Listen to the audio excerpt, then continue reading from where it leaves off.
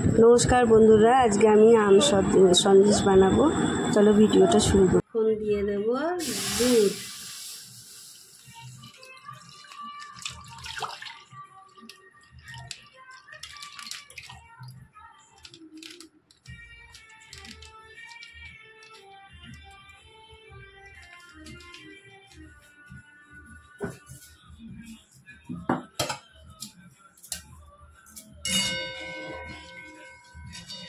এবার এটাকে খুব করে ফুটাবো, ফুটতে দেবো। এবার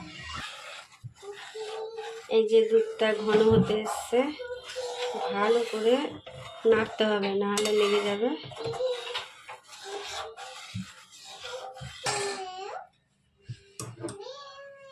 এবার চিনিটা দিয়ে দিলাম, 1 কাপ চিনি দিলাম।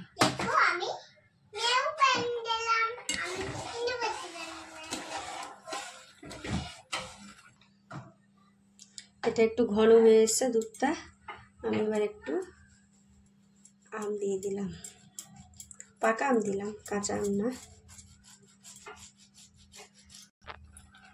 1 চামচ ঘি ঢেলে দিলাম। এই যে আমার হয়ে গেল, ক্ষীরের মতো হয়ে গেল। এই যে আম সন্দেশ তৈরি হয়ে গেল। কেমন লাগলো ভিডিওটা কমেন্ট করো। টাটা।